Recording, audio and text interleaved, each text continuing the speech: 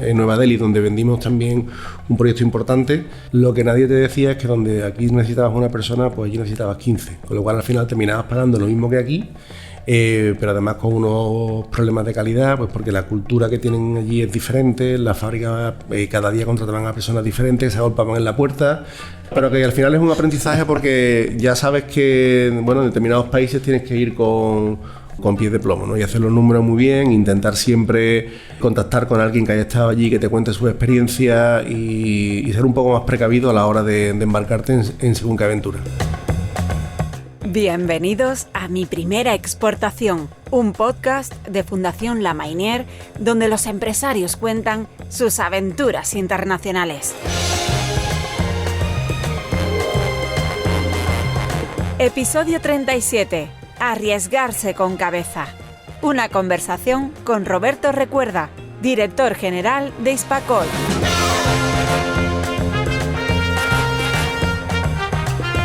Con el patrocinio de Howden Iberia, especialistas en seguros, en que puedas exportar sin riesgos, en que tu mercancía, tu cobro, tu reputación lleguen siempre a buen destino.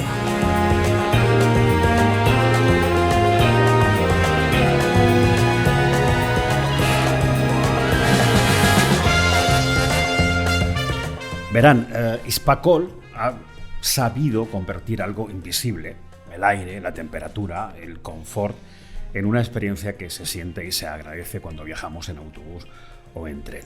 Echó a andar allá por 1977 en Sevilla, poniendo el acento en el diseño, en la fabricación y la comercialización de sistemas de climatización para autobuses, autocares y vehículos ferroviarios. Hoy, Hispacol está presente en más de 100 países de los 5 continentes, contribuyendo a mejorar la experiencia de millones de pasajeros.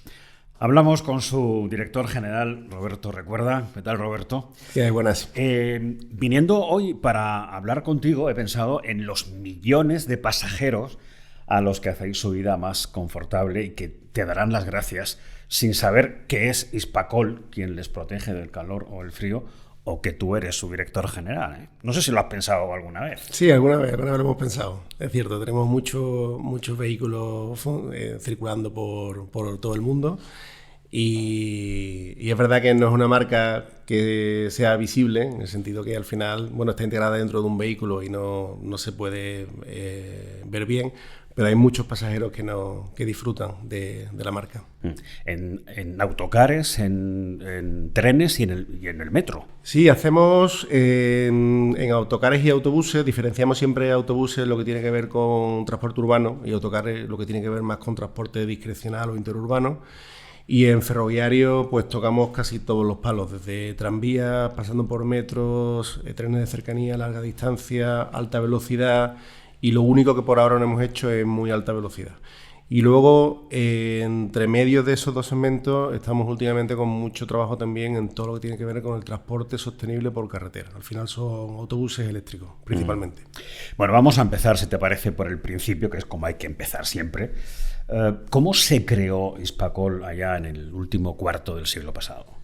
Pues Hispacol tiene su origen en una empresa, un operador de autobuses, que era la empresa Casal, que al final ellos, como dueños de flota, el aire acondicionado estaba empezando en aquellos momentos en el mundo del transporte y tenían necesidad de instalar aire acondicionado en sus equipos. Y al final no había muchos fabricantes y había unas listas de espera bastante grandes pues, para conseguir equipamiento. Eso por un lado. Y por otro lado, ellos tenían un taller de mantenimiento que se habían especializado en reparaciones de aire acondicionado. Al final, Sevilla es una ciudad muy exigente desde el punto de vista térmico y era habitual que cuando los autobuses venían por aquí, pues algo fallara. Y ellos pues se especializaron en las reparaciones y el mantenimiento, con lo cual conocían la necesidad del mercado como operadores y conocían la tecnología como reparadores. Y al final, pues blanco y en botella, dijeron, oye, pues ¿por qué no montamos una empresa? Y ese fue el origen de Hispacol. Todo su grueso de actividad durante, te diría, los primeros 30 y 35 años estaba muy centrado especialmente en lo que tiene que ver con el transporte por carretera, autobuses y autocares. ¿Y en qué momento os dais cuenta que el mundo es un grandísimo mercado en el que queríais y debíais estar, Roberto? Pues yo creo que desde el origen. Nosotros tenemos una particularidad y nuestro negocio tiene una particularidad porque nuestros clientes principales son fabricantes de autobuses, fabricantes de vehículos. No hay tantos fabricantes de vehículos en el mundo. Entonces, al final, si quieres hacer negocio, de alguna forma estás casi obligado a tener que salir. Entonces, Hispacol ha estado desde el origen. Además, es curioso porque al principio, bueno, yo no lo viví porque yo me incorporé a Hispacol al final del 2009, pero es verdad que, bueno, los que sí estuvieron en los orígenes fundacionales lo decían, que al final había lista de espera. Hispacol no salía a vender, la gente venía a comprar desde diferentes partes del mundo. Y claro, pues ya lo digo, desde el minuto uno. Y luego es cierto que en el momento en el que, aunque Hispacol a lo mejor no vendiera directamente en determinados países, pero sí es cierto que allí donde hay un equipo de climatización de Hispacol funcionando, Hispacol tiene que prestar el servicio. Por lo tanto, al final, bueno, pues a través de red de talleres siempre hemos estado también cercanos en diferentes partes del mundo, pues con la venta del recambio, la asistencia técnica, porque al final los aires, pues hay que atenderlos. No sé si estás de acuerdo conmigo, pero yo creo, Roberto, que el aprendizaje es esa carrera que no acabamos nunca. Y yo creo también que en la empresa se aprende del éxito y también del fracaso. Desde el año 77, como hemos dicho, hay crónicas de éxito en Hispacol, como la que vivisteis en Turquía, en Reino Unido y en México. Y también alguna crónica, no sé si de fracaso, pero donde las cosas no fueron del todo bien, como China, Brasil y la India. Uh-huh. ¿Dónde se aprende más? ¿En el éxito o en el no éxito? Yo creo que se aprende más en el no éxito. Al final, nosotros eso lo llamamos lecciones aprendidas y al final es importante pues saber dónde has cometido el error o dónde no has hecho las cosas como debía o no han salido las cosas como esperabas, para poder y evitar luego a futuro que vuelvan a producirse, ¿no?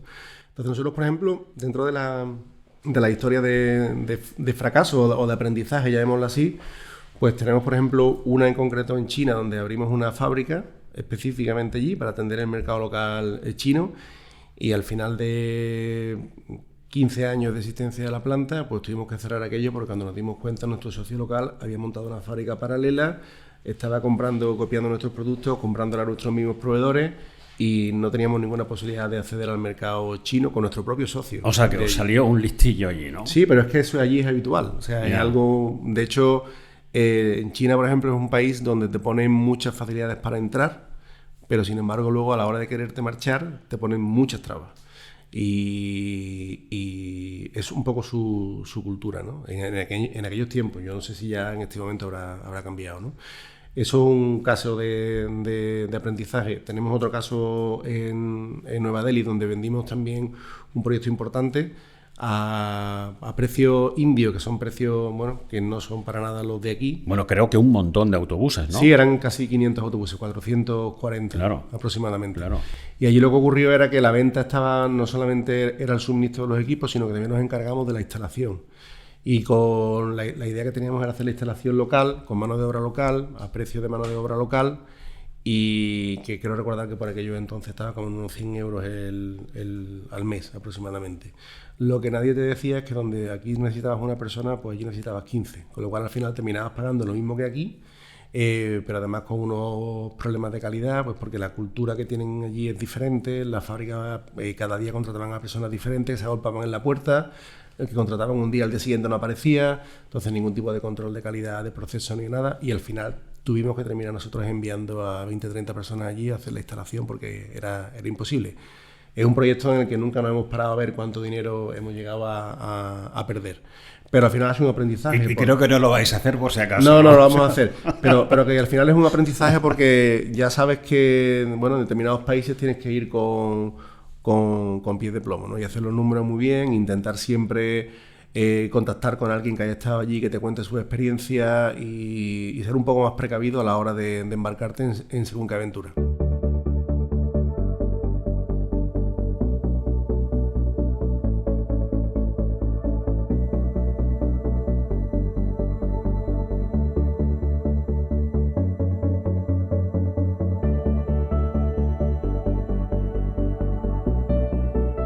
Vayamos a lo que da nombre y sentido a esta conversación, Roberto. ¿Cuál fue la primera exportación de Hispacol y cómo la recordáis en la compañía? La primera exportación de Hispacol, si te digo la verdad, es que no te podría decir cuál, porque desde el minuto uno hemos estado exportando siempre. Hemos estado haciendo negocios en Tailandia, haciendo negocios en México, en muchísimos países. Entonces, no te podría decir fue exactamente esta exportación, porque ha estado en el ADN desde el minuto uno, ¿no? Entonces, ya te digo, yo me incorporé en 2009, ya llevábamos muchos años de trayectoria y te mentiría si te dijera fue en concreto este país. Lo que sí te digo es que hemos estado siempre presentes en Europa y fuera de Europa desde prácticamente el nacimiento, por la idiosincrasia que hemos tenido de negocio, ¿no? Donde yo dije al principio que estáis en 100 países. ¿Sí? ¿Estoy en lo cierto? ¿100 países? Sí, aproximadamente podemos estar allí, sí, unos 100 países, en los 5 continentes. Tenemos proyectos pues funcionando en Australia, que tenemos varios proyectos de autobuses en circulación, proyectos ferroviarios, ¿no? En Sydney. Sí. Tenemos también en Adelaida, tenemos proyectos para la minería en Chile y en Perú, proyectos en Canadá, proyectos en Turquía, tenemos la línea 5 del metro de Estambul. Ahora estamos en un proyecto de una línea de metro en El Cairo. En España, pues prácticamente en todas las ciudades, en Barcelona, aquí en Sevilla, en Madrid. Bueno, los autobuses de TUSAM en Sevilla tienen... Sí. Ha sido un... El sistema vuestro. Sí, ha sido un operador de referencia para nosotros. Bueno, ¿y cómo lleváis hoy la adaptación a los nuevos perfiles de cliente? Porque imagino que el cliente de hoy poco o nada se parecerá a aquel de finales del siglo pasado, ¿no?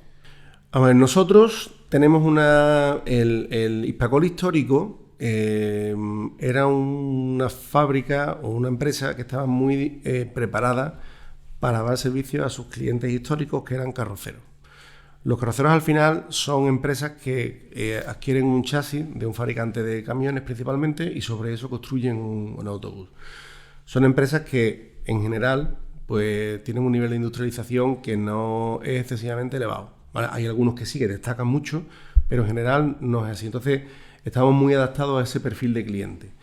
¿Qué ocurre? Que cuando llega la crisis financiera del año 2009, pues donde hay grandes de los principales clientes de Hispacol histórico de toda la vida, donde terminan cerrando, ese espacio que dejan empiezan a ocuparlo ya lo que son marcas de autobuses, que al final son pues el propio fabricante del camión que fabrica el chasis, pues ya fabrica el chasis y el autobús completo. Ese perfil de cliente es un perfil mucho más industrial, con procedimientos más de automoción, con formas de hacer las cosas más de automoción, y en aquel momento pues nosotros no estábamos preparados como empresa para poder dar servicio a ese tipo de clientes. Entonces tuvimos que hacer una reconversión industrial importante, que pusimos en marcha un proyecto que llamamos el Proyecto de Excelencia Industrial, precisamente para prepararnos para poder dar servicio a esos clientes. Son mucho más exigentes a nivel de calidad, de fidelidad, de prestación de servicios, y ha cambiado radicalmente la metodología de cómo hacemos las cosas, como la veníamos haciendo, por esa mayor industrialización que conlleva. Muchas veces el temor a lo desconocido hace que nos paralicemos y no tomemos decisiones. Te digo esto porque estoy pensando en un empresario que lleva tiempo, años, dando vueltas a la idea de exportar y no termina de tomar la decisión. Desde tu experiencia de éxito y también de algún no éxito que os ha servido para aprender, ¿tú qué le dirías? Pues yo le diría que lo haga, sin duda. El mercado aquí local es pequeño, cada vez hay que salir más fuera para tener visibilidad, para poder garantizar actividad, y además le diría que no solamente que lo haga, sino que lo haga en la medida de lo posible también diversificando, que es una de las cosas que nosotros hemos aprendido. Al final, el tener toda tu actividad diversificando, pero siempre un poco dentro de tu core principal del negocio, como en nuestro caso, que al final empezamos con climatización y seguimos con climatización, y lo que estamos yendo es de transporte de carretera a transporte ferroviario, a transporte sostenible y demás, ¿no? El salir fuera te abre mundo, te abre la mente y te permite garantizar un negocio que hoy, a día de hoy, al menos en nuestro sector, en el mercado interior, está muy, muy limitado. O sea que animarse siempre porque el riesgo también tiene su punto en la vida. Sí, el riesgo, yo creo que hay que arriesgarse con cabeza, pero bueno, que no todo te va a salir bien, pero tampoco todo te va a salir mal. Y al final es cuestión de intentarlo y de apostar. Si crees en algo y estás firmemente convencido, yo creo que el porcentaje de éxito, y lo trabajas evidentemente, de que al final eso se lleve a éxito es mucho más alto que se lleve a fracaso. No, además, Roberto, el riesgo muchas veces es la sal y la pimienta de la vida. Está claro. Si no, sería muy aburrido todo, ¿no? Si todo es previsible, todo sale según... Eso, es un poco... hay que salir de la zona de confort, sin duda. Desde luego. Bueno, Hispacol se crea en Sevilla, España, país de la UE. Te quiero preguntar, legislación europea versus resto del mundo. ¿Dónde lo tenéis más complicado y dónde las cosas fluyen mejor? Bueno, pues nosotros al final estamos en Europa, tenemos un producto, pero ese producto al final lo exportamos a muchos países del mundo.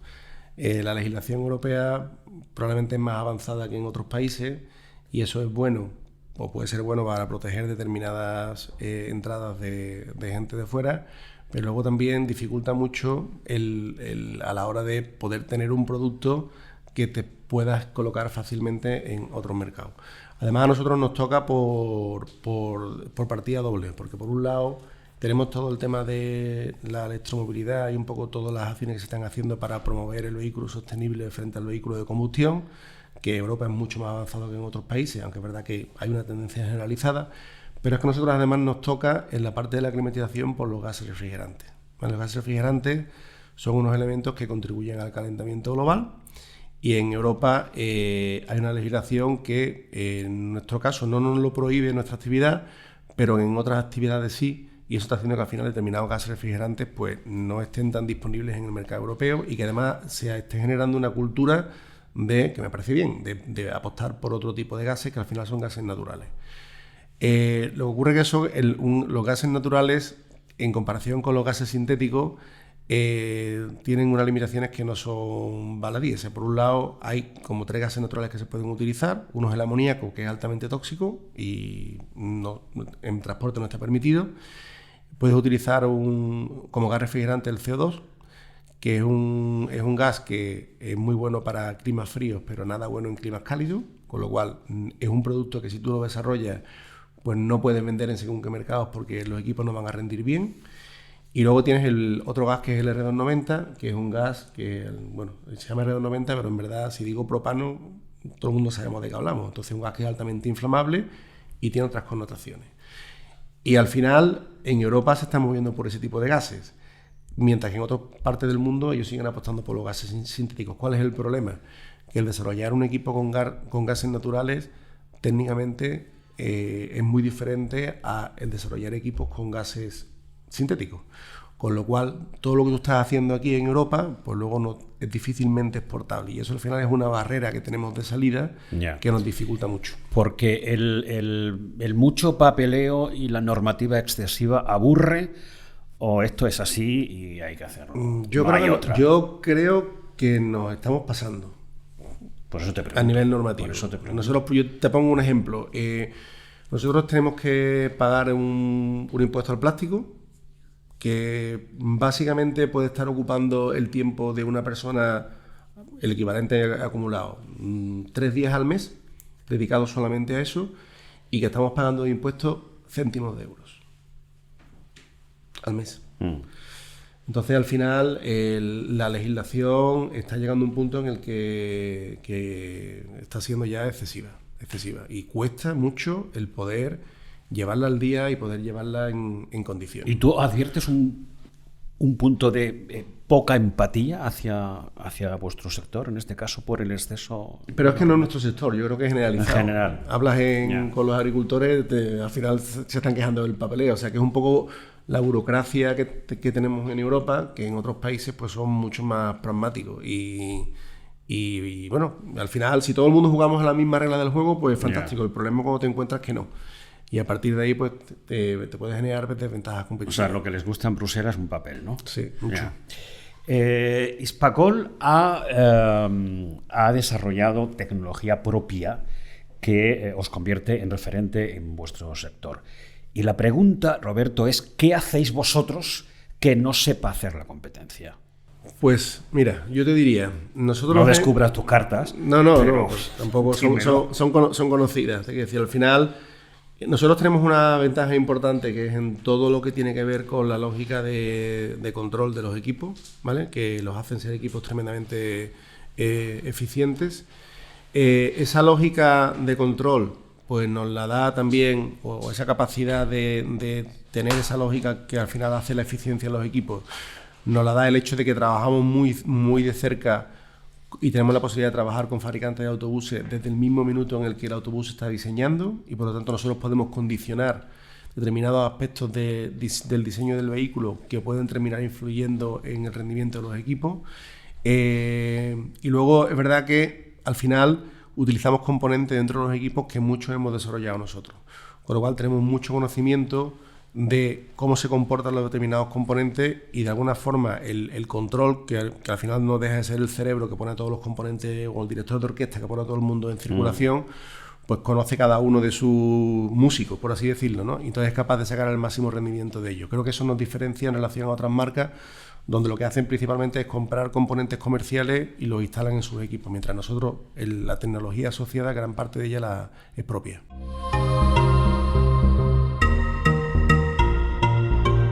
Tengo para ti unas cuantas preguntas de Howden, nuestro patrocinador. Howden, como sabes, seguros locales con alcance internacional. Bueno, ya has dicho que no recuerdas exactamente cuál fue vuestra primera exportación, pero de aquella etapa, de la manera de actuar como empresa allá por el año 77, ¿qué haríais exactamente igual? Pues yo creo precisamente lo que hemos estado hablando, la incorporación de tecnología propia en los equipos. O sea, creo que eso ha sido hemos sido muchas veces en la vanguardia de según qué temas tecnológicos que luego el mercado ha copiado. Nosotros, por ejemplo, fuimos los primeros en introducir motores sin escobillas para los ventiladores, que reducen mucho el consumo, y lo hemos introducido de serie prácticamente no desde el origen, pero desde bastante cercano al origen. Y es algo que a día de hoy sí está extendido de manera generalizada, pero hasta hace 10 años no era así. El hecho de tener nuestros propios compresores, el hecho fuimos también los primeros y los pioneros a la hora de introducir electrónicas de control en los equipos. Fuimos los primeros en lanzar purificadores de aire allí en el año 2009 en el mercado, que luego casualmente cuando llegó la pandemia pues nos supuso una ventaja competitiva, porque éramos de los pocos que teníamos un dispositivo de estas características, además certificado. Bueno, pues esa incorporación de tecnología propia desde el minuto uno, yo eso no la cambiaría. Eso y la cercanía con los clientes.